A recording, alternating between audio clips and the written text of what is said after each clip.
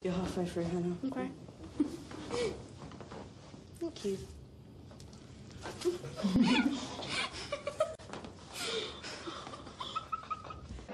She's not eating it. She spat it out in the tissue. Just one more guest to impress from Japan. Konnichiwa. Konnichiwa. Oh, that's impolite to introduce yourself. Hello, my name's Hannah and... Jack's too late again. I love your kimono. It's sort of got all the patterns on it. Is that sort of Japanese writing that only Japanese people can understand? It's actually a design that's the base. Hannah's doing a good job of charming her guest until Jack wades in again. So, Ask her about food and what was like the traditional Japanese dish and things. I will in a minute, Jack. So I see you've brought some food today. Yeah. And Gus is going to reveal what you have. I think you're going to really love this one. It's raw eel. That's interesting. It looks a bit scary, actually. I've never actually seen an eel. Hannah deals gracefully with her eel, then bravely swallows her red-hot wasabi sauce. Ooh, that was hot. What was that little prawn cracker thing? What was it? That was incredibly hot. Everything hinges on the panel's vote. The winning team all get to stay. One member of the losing team gets sent home by Jonathan Dimbleby. International guests, we'd like you to vote for the colour of the team you think did the better job. We'll start with Ethiopia, please. Purple team. The purple team. Yes! Purple team. Yes!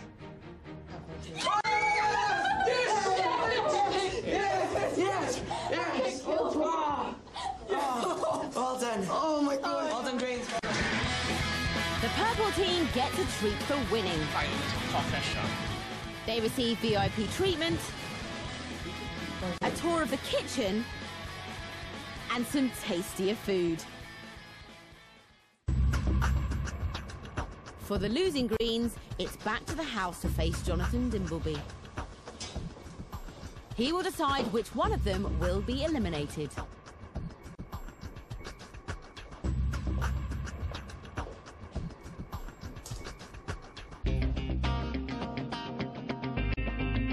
Well, first thing to say is, it was a big test for both teams, but you completely lost it in the vote. Hannah, you were the person right in the front. You were the person who had to perform. You don't think you were the only person to blame for the failure, do you, Hannah? No.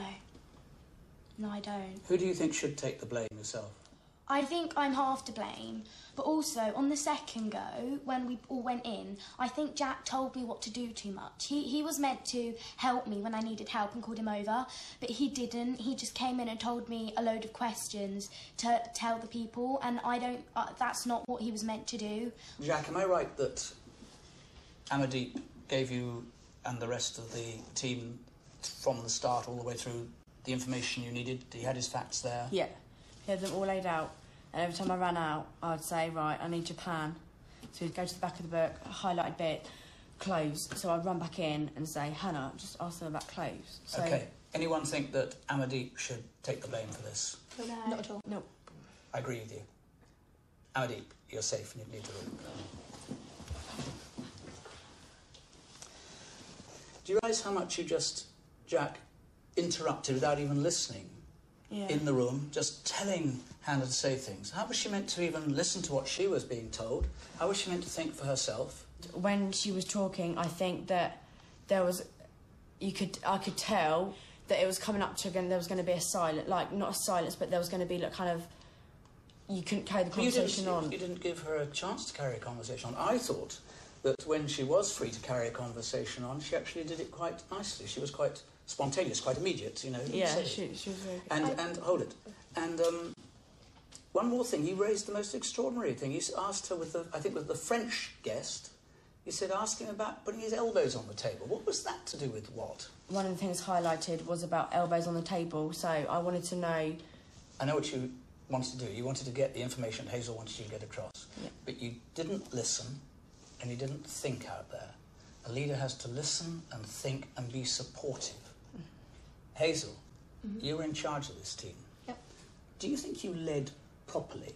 I think I led very well on this occasion because one of the main things was knowing the language of the people.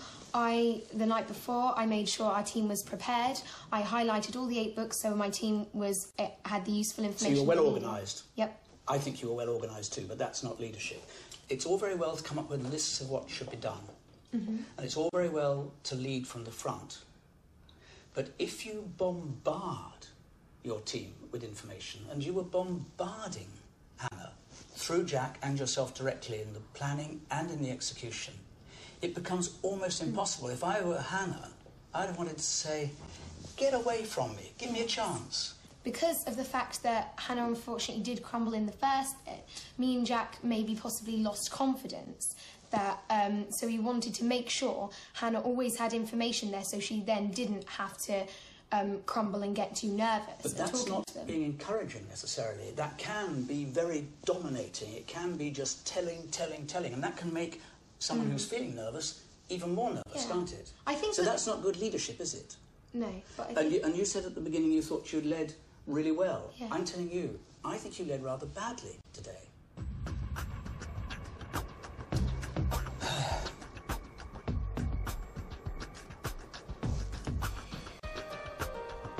Jack, you're safe. You can go. Thank you so much. That's all right.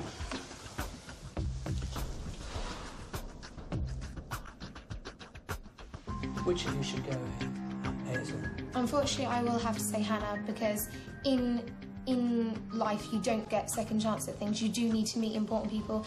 If you're nervous, okay, you can pass that. You can't break down.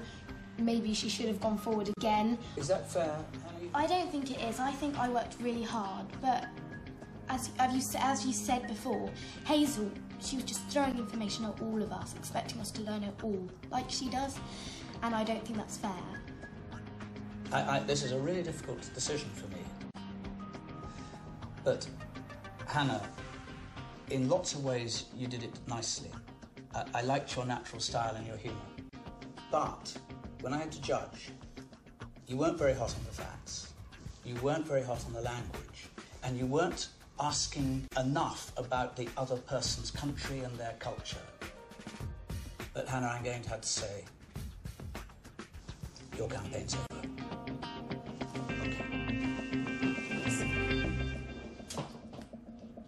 He was really harsh. But do you think he was truthful? Yeah, he was, yeah, unfortunately. What have you learnt from this Well, experience? as soon as I was told that I led quite badly, then yeah, I think just now, from now on, if I'm ever team leader again, I'm just not going to be as bombarding and try not to have like high standards of people. Hannah was the weakest, and she was having to put on the big performance which a leader has to be able to do. And she, very nice, very bright girl, she couldn't hack it on that occasion, so she had to go.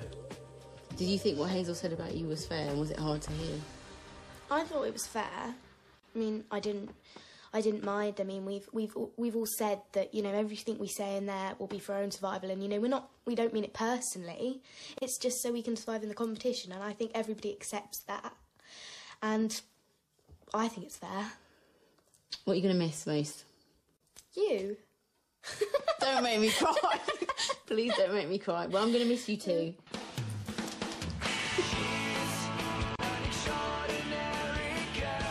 Now Hannah's campaign is over, only 6 candidates survive. On next week's election, our candidates have to brave Anne Widdecombe. I hope you guys are ready for a pretty fearsome experience. And win an argument on Newsnight. We need to take action now. £500 per mosquito. Imagine what that will do.